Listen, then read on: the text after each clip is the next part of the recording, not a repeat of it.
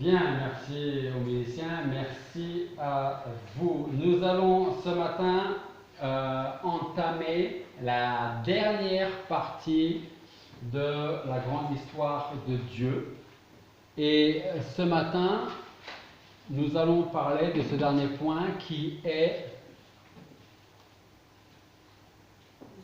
le ciel. Voilà, c'est éteint.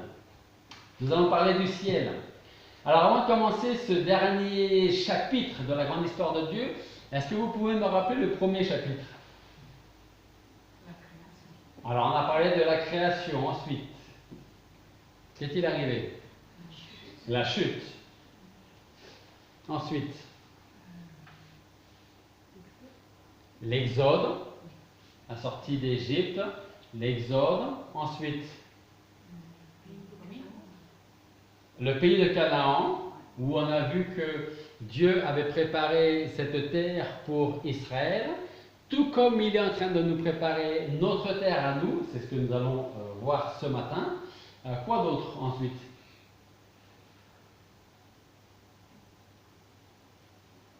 Qu'est-ce qui s'est passé une fois en Canaan?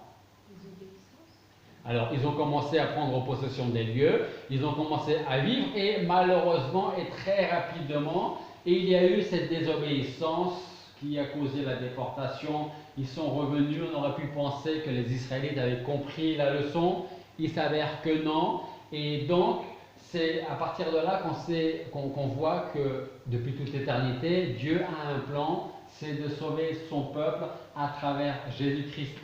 Et l'expérience d'Israël nous montre bien que nous sommes tout simplement incapables de faire quoi que ce soit par nous-mêmes pour plaire à Dieu, pour recevoir le salut de Dieu, si Dieu ne change pas nos cœurs. Ensuite, qu'est-ce qu'il y a eu?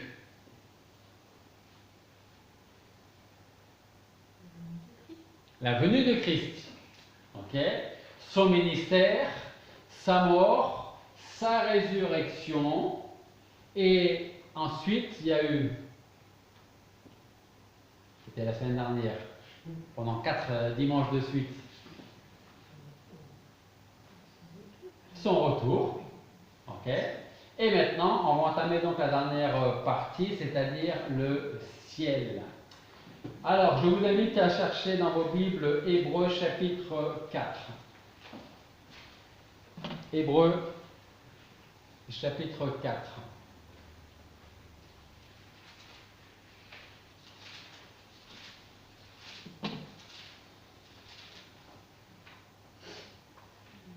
Avant de lire ce passage, je veux un petit peu commencer comme j'ai commencé la première prédication sur le retour de Christ. À savoir que concernant le retour de Christ, il y en a qui n'y croient pas du tout. Que ce soit, surtout essentiellement pour les non-chrétiens. Un retour de Christ, il faut déjà qu'ils soient partis pour pouvoir revenir. Ça peut être dans leur idée, dans leur mentalité.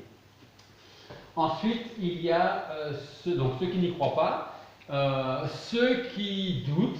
Là, ça peut être aussi chez les chrétiens, qu'un jour le Seigneur va revenir, parce que vu tout ce que nous sommes en train de vivre, il tarde à venir quand même. Hein.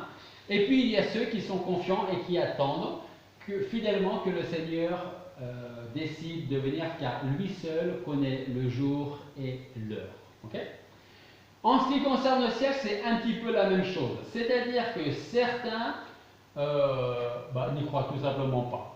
Pour eux, une fois qu'on a quitté cette vie, on est enterré 6 pieds sous terre et c'est terminé.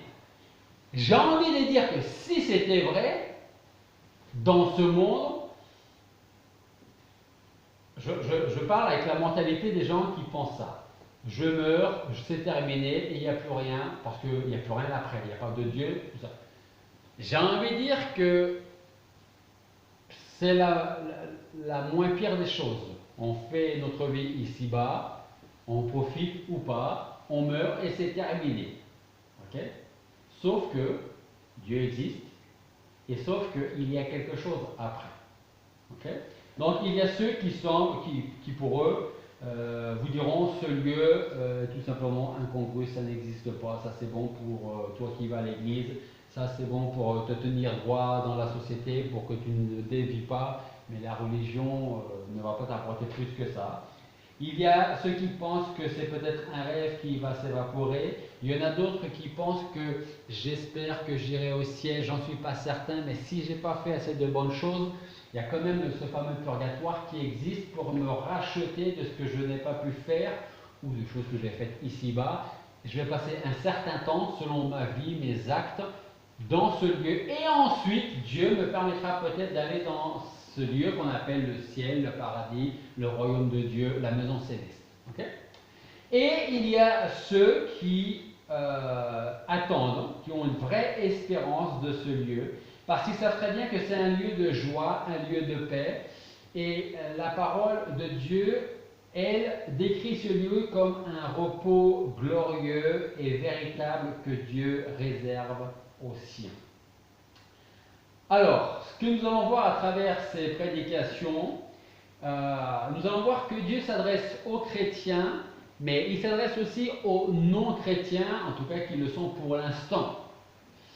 On va parler ensemble de ce repos éternel et vrai, et en même temps avertir du grand malheur qui pourrait s'abattre sur ceux qui voudraient se priver de ce lieu, parce qu'ils estiment que ce sont des fables. Pour moi, je ne les crois pas, ça n'existe pas, je meurs, c'est terminé. Alors, ce matin, nous allons commencer à répondre à des questions à travers la parole de Dieu, comme par exemple, quel est ce repos céleste? Qui sont les saints qui vont se trouver dans ce lieu? Une autre question, ça peut être, est-ce que moi aussi j'ai le droit d'être dans ce lieu? Hébreux chapitre 4.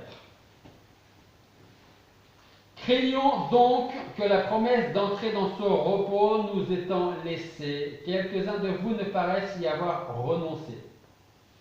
Car l'heureuse promesse nous a été faite aussi bien qu'à eux, mais cette parole qu'ils avaient entendue ne leur servit point parce que ceux qui l'entendirent n'y ajoutèrent point de foi. Pour nous qui avons cru, nous entrons dans le repos, suivant ce qu'il a été dit. C'est pourquoi j'ai juré dans ma colère qu'ils n'entreront point dans mon repos.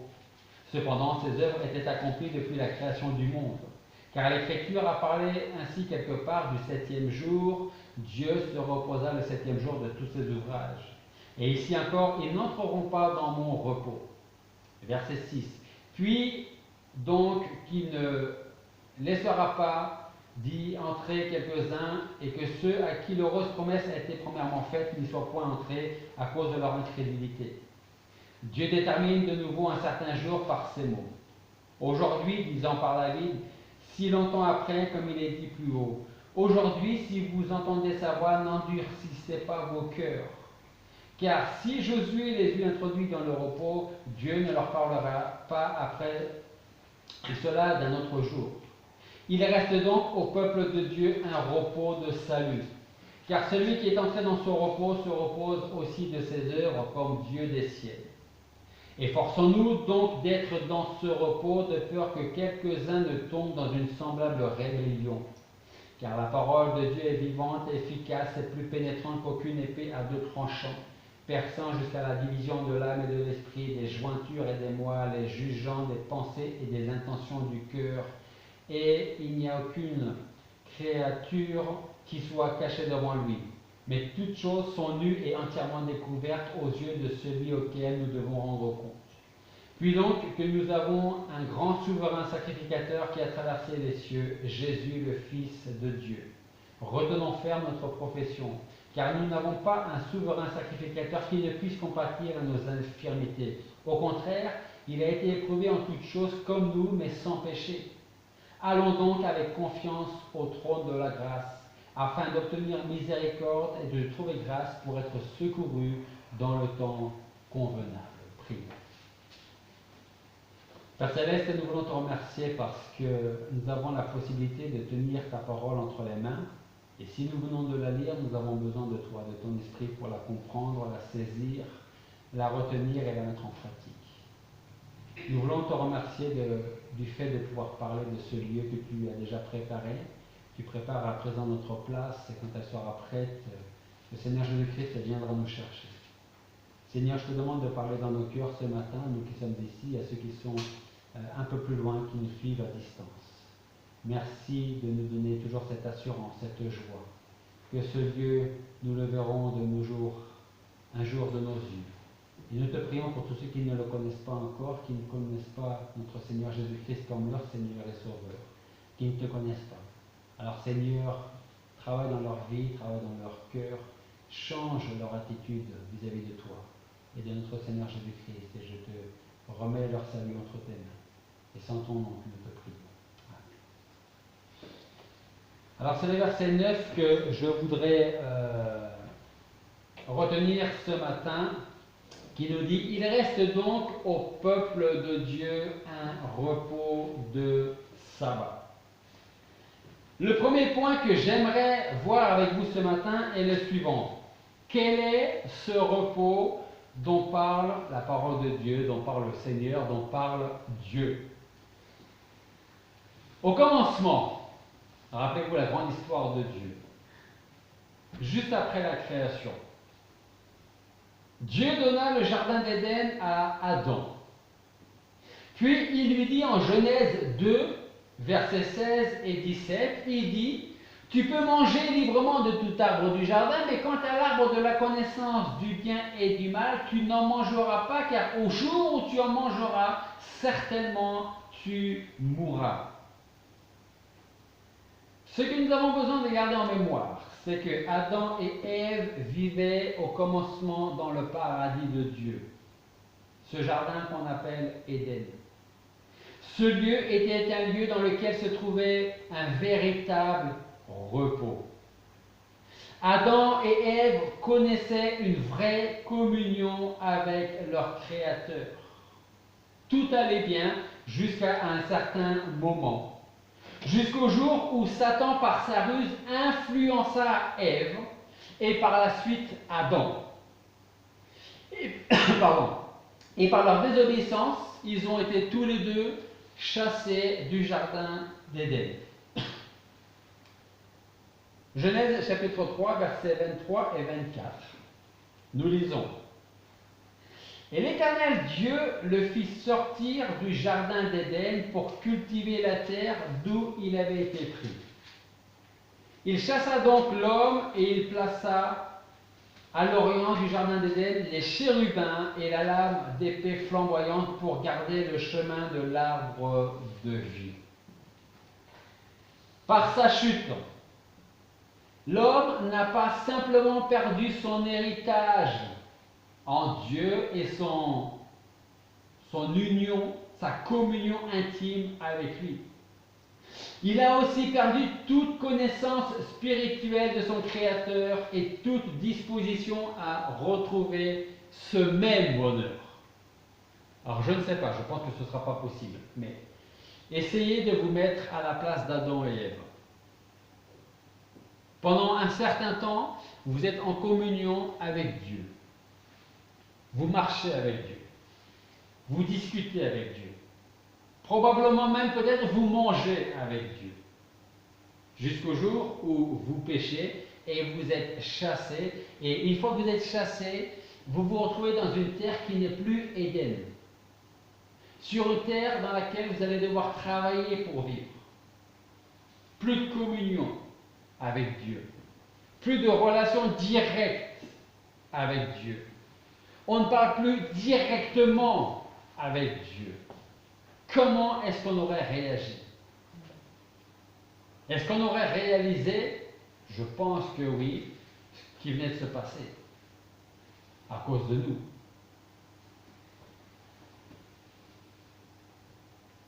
La lettre aux Hébreux nous encourage à croire et à attendre ce repos qui est réservé au peuple de Dieu.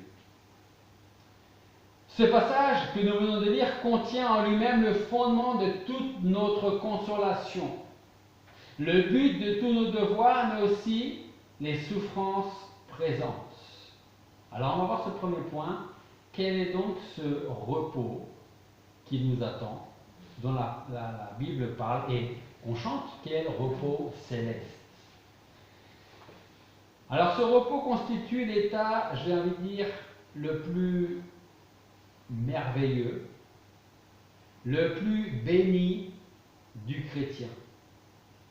Si ici-bas, dans la difficulté, dans la crise sanitaire que nous pouvons connaître, dans les difficultés, dans les souffrances, nous sommes capables de chanter « Quel repos céleste, Seigneur, d'être à toi », si on le vit réellement, alors imaginez ce qui va nous attendre quand nous serons avec celui qui nous a donné ici-bas cette paix. Le repos céleste, c'est l'expérience du bonheur parfait et éternel de Dieu. Et ce bonheur, ce sont des hommes mortels comme moi, comme vous, qui le recherchent et qui l'attendent. Les anges, certains anges, on est en train d'étudier les anges, et les âmes bienheureuses qui sont déjà auprès du Seigneur, possèdent déjà ce repos. Par contre, les autres anges, qu'on appelle aussi les démons, les anges déchus, et les âmes qui sont mortes dans leur incrédulité, ne possèdent pas ce lieu et ne le posséderont jamais. Mais le plus étrange, pour ne pas dire le plus incompréhensible, c'est que ce repos céleste, est-ce que vous savez à qui il est offert?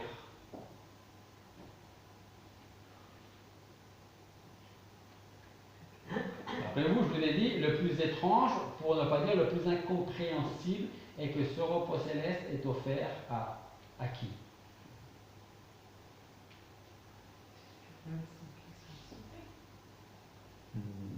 Oui, mais à ceux qui sont sauvés, effectivement, mais à l'origine,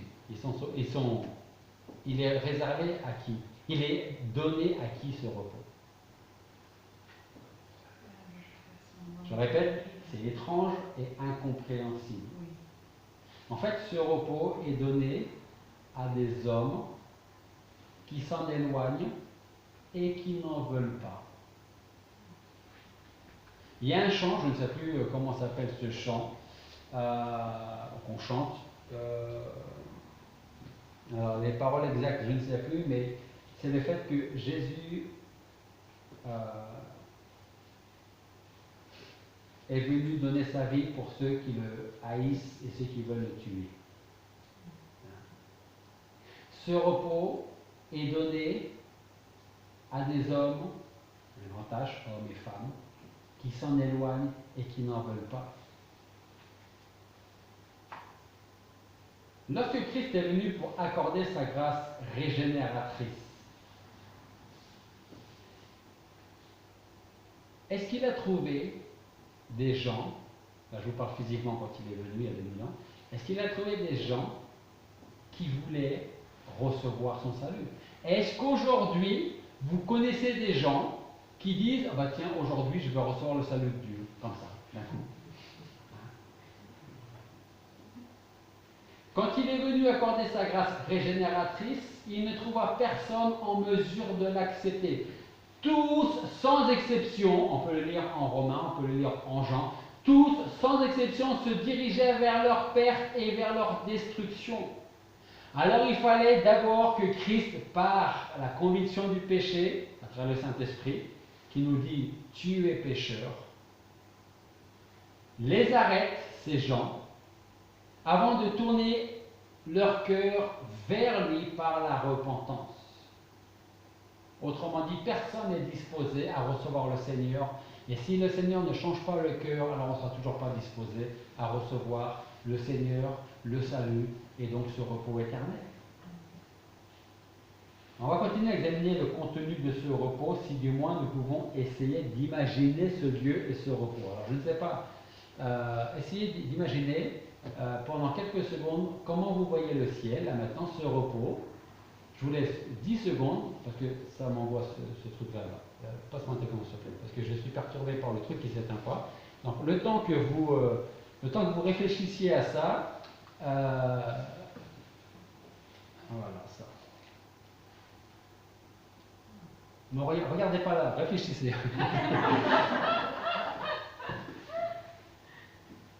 Voilà. Parce que moi, ça me perturbe ce truc qui souffle là. ça va être bientôt le repos, vous allez voir.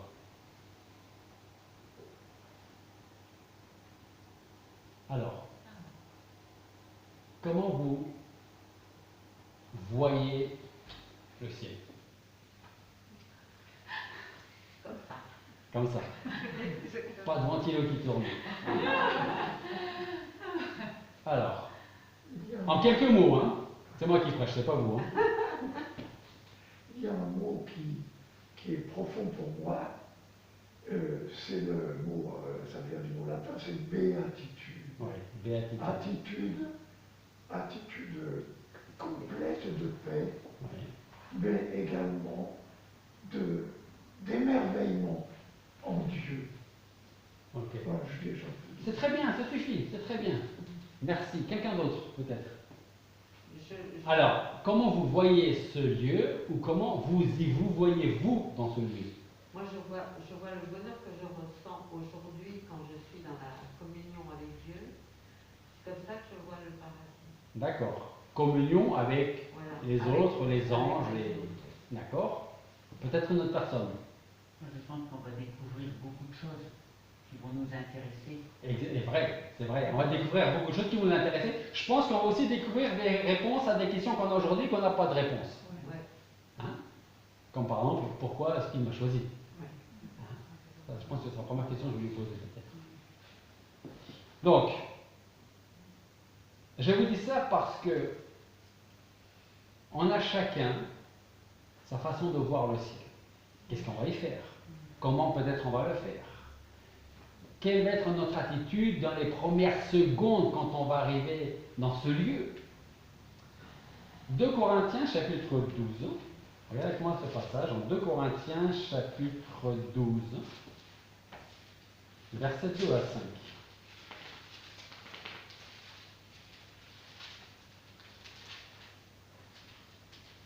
« 2 Corinthiens chapitre 12, versets 2 à 5.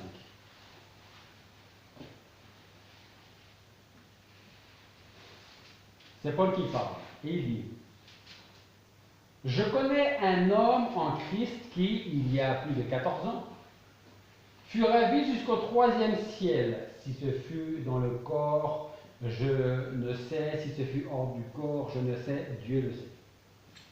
Et je sais que cet homme, si ce fut dans le corps ou si ce fut hors du corps, je ne sais. Dieu le sait, fut ravi dans le paradis et y entendit les paroles ineffables qu'il n'est pas possible à l'homme d'exprimer.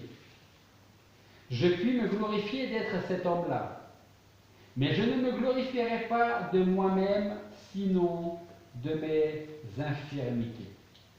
Alors, juste pour que, si jamais vous demandez c'est quoi ce 3e ciel, on suppose que le premier ciel, c'est celui que l'on voit. Ok? Le ciel, les nuages, ça c'est le premier ciel. Le 2e ciel, c'est l'univers. Le 3e, c'est le royaume de Dieu. Là, Paul, il dit au verset 4, « Je fus ravi dans le paradis et y entendis des paroles ineffables qu'il n'est pas possible à l'homme d'exprimer. » Paul a eu le privilège de connaître et de voir ce lieu, mais sans pouvoir en parler, sans pouvoir l'exprimer. Et savez-vous pourquoi il ne pouvait pas en parler? Tout simplement parce qu'il n'avait aucun mot humain pour décrire ce lieu. J'aurais bien voulu là être à la place de Paul. Remarquez, si on avait été à la place de Paul et qu'on avait pu voir ce lieu, et qu'après il fallait revenir ici-bas, et je ne sais pas quelle aurait été notre attitude pour dire peut-être que j'y retourne. Hein? J'entendis des paroles ineffables qu'il n'est pas possible à l'homme d'exprimer. Il a vu des choses, il a entendu des choses, mais je ne peux pas les expliquer tellement je ne sais pas comment le décrire, je ne sais pas comment le dire. Ce que je souhaite aussi à travers ces messages, ces prédications, c'est que Dieu nous éclaire sur cet héritage qui sera le nôtre un jour, mais aussi l'héritage de tous ceux qui se seront confiés en Jésus-Christ comme le Seigneur et Sauveur de leur âme.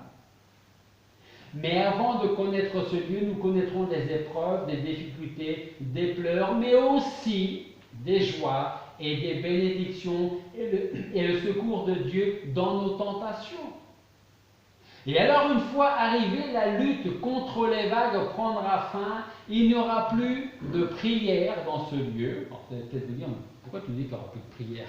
Car la prière, c'est ce que nous faisons ici-bas. On parle avec le Seigneur sans le voir, mais tout en sachant qu'il est là auprès de nous. Mais quand nous serons au ciel, nous parlerons directement avec lui, face à face, les yeux dans les yeux. Ce sera la même communion qu'avaient Adam et Ève avec Dieu avant la chute. Le besoin ou les besoins que nous pouvons connaître ici-bas fera place à la pleine possession.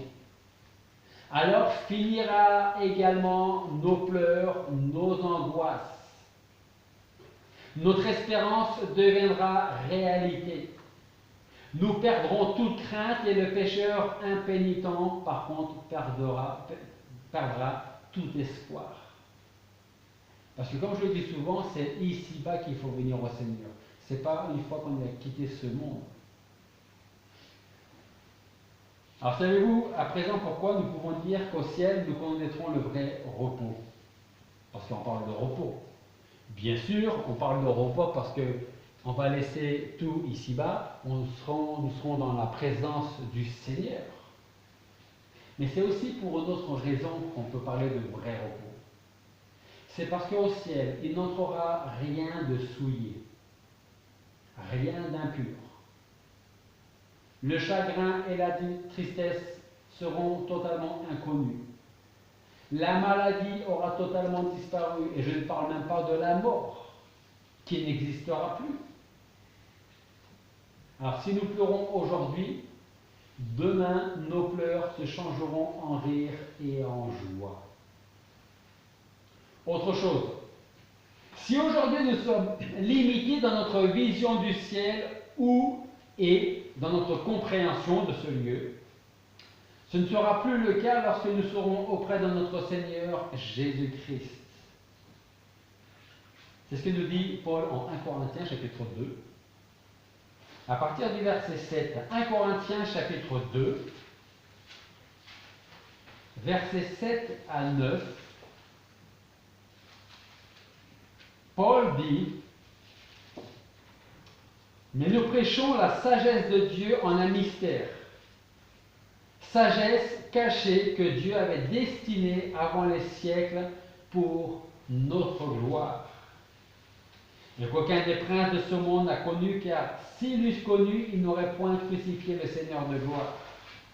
Et comme il est écrit, ce sont des choses que l'œil n'a pas vues, que l'oreille n'avait pas entendues, et qui n'étaient point montées au cœur de l'homme, que Dieu avait préparées pour ceux qui l'aiment.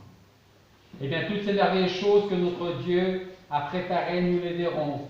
Alors, de nos propres yeux, et la perfection de notre âme, parce que nous serons semblables à Jésus-Christ. Vous connaissez ce cantique? Te ressembler, Seigneur, te ressembler, Jésus. Ce sera le cas quand nous serons avec lui là-haut. Eh bien, nous allons connaître cette joie, cette paix et cette gloire de Jésus-Christ que nous allons partager. Et alors nous comprendrons pleinement les paroles de Christ quand il dit: Père, je désire que ce que tu m'as donné soit avec moi, où je serai, afin qu'il contemple la gloire que tu m'as donnée, parce que tu m'as aimé avant la fondation du monde. Le Seigneur dit: tu me les as donnés. Et là où je serai, ils seront un jour, afin qu'ils puissent contempler la gloire que tu m'as donnée. Donc je pense que si on ne peut pas, humainement parlant, vraiment réaliser ce qui nous attend, je pense qu'on ne réalise pas non plus la gloire de Dieu, la gloire de Jésus-Christ qui nous attend. Ça me fait dire que le monde peut prendre tout ce que nous possédons. Il ne pourra jamais prendre ce que Dieu lui-même nous a donné. Et alors on peut se réjouir. Tout comme David, qui disait dans le psaume 16, « L'Éternel est mon héritage et ma portion. C'est toi qui m'assures mon lot. Ma possession m'est échue dans les lieux agréables et un très bel héritage m'est échu. Je bénirai l'Éternel qui est mon conseil. Les nuits, même mon cœur m'instruit au-dedans de moi. J'ai eu l'Éternel constamment présent devant moi, puisqu'il est à ma droite, je ne serai point ébranlé. C'est pourquoi mon cœur se réjouit et mon âme chante de joie, et ma chair même reposera en assurance. Car tu n'abandonneras pas mon âme au sépulcre. Tu ne permettras point que ton sein voie la corruption. Tu me feras connaître le chemin de la vie. Il y a un rassasiement de joie devant ta face et des délices à ta droite pour jamais. Vous savez, quand on lit ça, hein, on peut être prêt à ce que le monde nous prenne tout ce que nous avons. Parce que nous avons ce que le monde n'a pas. Nous avons cette ferme assurance que le Seigneur prend soin de nous et que nous allons passer l'éternité avec lui. Alors pour terminer ce matin, je voudrais vous dire que si vous avez commencé à croire au Seigneur comme votre Seigneur et Sauveur, allez jusqu'au bout. Que votre foi soit la chose la plus réelle et la plus concrète de toute votre vie pour que les autres puissent aussi voir cette foi agir dans votre vie.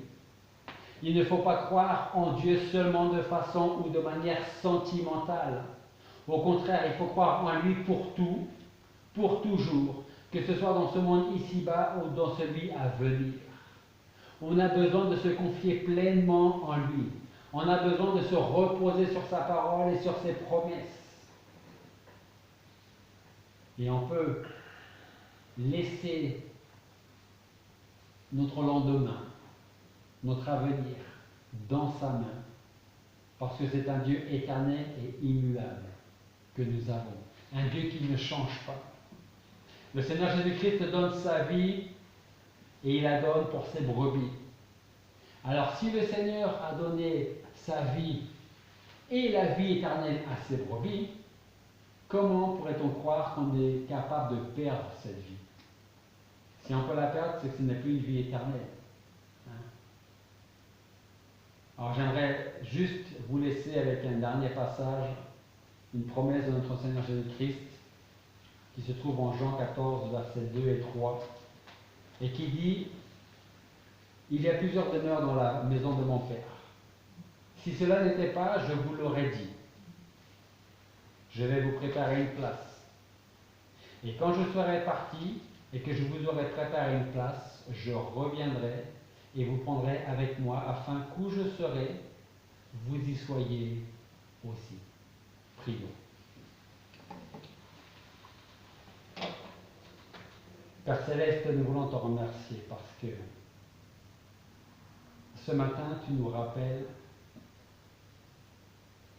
que nous avons une possession auprès de toi, que le monde ne pourra jamais nous prendre, nous voler. Nous voulons te remercier parce que ce lieu, tu l'as préparé pour nous, pour tes anges, pour tous ceux que tu as sauvés par Jésus-Christ. Aide-nous à garder toujours les yeux tournés vers ce lieu où nous allons connaître le vrai repos, une communion parfaite avec toi et avec tous ceux qui sont déjà avec toi aujourd'hui. Seigneur, merci pour ce lieu et je veux te prier pour tous nos proches qui ne le connaissent peut-être pas encore. Alors Seigneur, que tu travailles dans leur vie, dans leur cœur, que tu veuilles nous utiliser pour annoncer l'Évangile. Seigneur, fais de nous des ouvriers qui pourront se réjouir de voir des âmes au ciel grâce à notre témoignage, par ton salut. Merci encore, Seigneur, pour ton sacrifice sur la croix, pour ton sang précieux qui nous lave de nos péchés. Et c'est en ton nom que nous te prions. Je vous invite à vous lever. On va chanter le numéro 227 dans vos livres. Quel repos céleste, Jésus, d'être à toi. Pour la mort et la vie, dans les jours mauvais, de chanter avec foi. Tout est bien, ma paix est infinie. Quel repos céleste.